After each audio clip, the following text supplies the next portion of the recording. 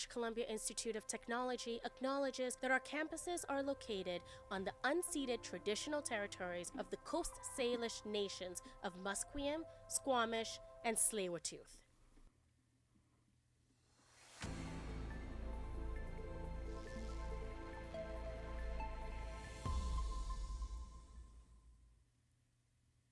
Good morning, I'm Orchid Solang, and this is your news to 10:30.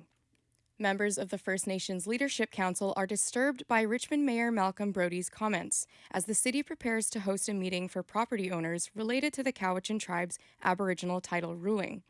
Brody says hundreds of properties may be affected by the case after the city sent letters to owners in the area, land that the BC Supreme Court ruled the Cowichan tribes hold Aboriginal title. The First Nations Leadership Council says Aboriginal title and private property ownership can coexist and is not a threat to the province. The statement includes that the council was disturbed and angered by a letter from the Conservative leader John Rustad to Premier David Eby, in which he asked the government to immediately pause all negotiations with First Nations until Canada's highest court weighs in.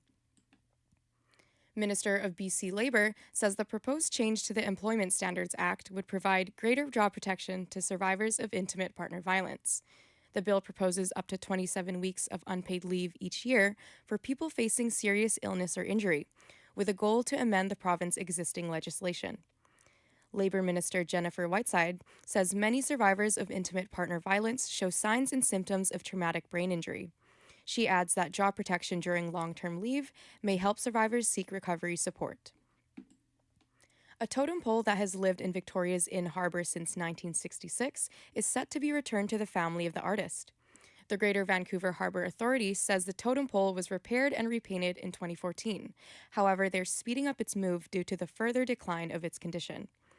They say the pole will rest at the home of Stan Hunt, the son of the Quack artist Henry Hunt, who carved the cedar bear pole.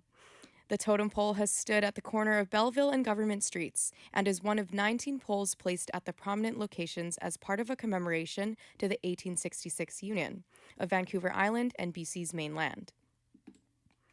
BC Highway Patrol reminds the province of BC's winter driving requirements.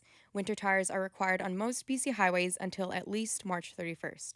Rules also apply to supercars. A CIBC economist is arguing a surprise jump in September inflation reading. He says it won't be enough to turn the Bank of Canada off a rate cut next week. Statistics Canada says the annual rate of inflation jumped to 2.4% in September, up 0.5% from last month. But senior economist Andrew Grantham says there are enough signs of weakness in the economy to justify lower rates. We do still think that the Bank of Canada should cut interest rates at least one more time to help accelerate, if possible, this recovery that we're seeing develop within the Canadian economy. Stats Canada blames the changes in gas prices and a 4% jump in grocery store costs for the higher annual inflation rate. More on tariffs. The Canada-U.S. Trade Minister Dominic LeBlanc says he's making progress on solidifying a deal with the United States on steel, aluminum, and energy, but there is still work to be done. He comments on a Globe and Mail report that suggested a deal could potentially be ready in time for Prime Minister Mark Carney's visit to Korea later this week. I was surprised to see this morning the report that we're possibly going to finalize a deal in the next few days. We're making progress. I'm in constant discussions on the weekend, again yesterday, with my American counterparts. We're making progress.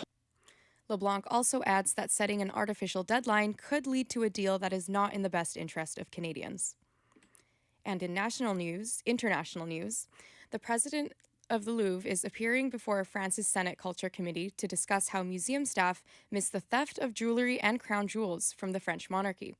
As ABC's James Longman has more. Experts say the chance of finding the loot in its original form diminishes by the hour, fearing the jewellery could be melted down and sold on the black market. This as growing concerns surround the security at the largest art museum in the world, where over 8 million people visited last year. ABC News obtaining an unreleased report filed before the robbery by France's supreme auditing institution, finding the Louvre has a significant delay in deployment of equipment intended to ensure the protection of works. The people responsible haven't been caught. Let's take a look now at your weather. Metro Vancouver will be experiencing a high of 15 and a low of 8, with a mix of sun and clouds. This morning hasn't seen any sun yet, but the clouds are expected to clear up. Stay tuned for more on BCIT's Did you say slower or 1680 faster? The Crow. It's your career, your vision, your goal. Navigate it your way. Flexible learning is designed for you. Learn a new skill or earn a degree at your own pace. BCIT, flexible learning for a complex world.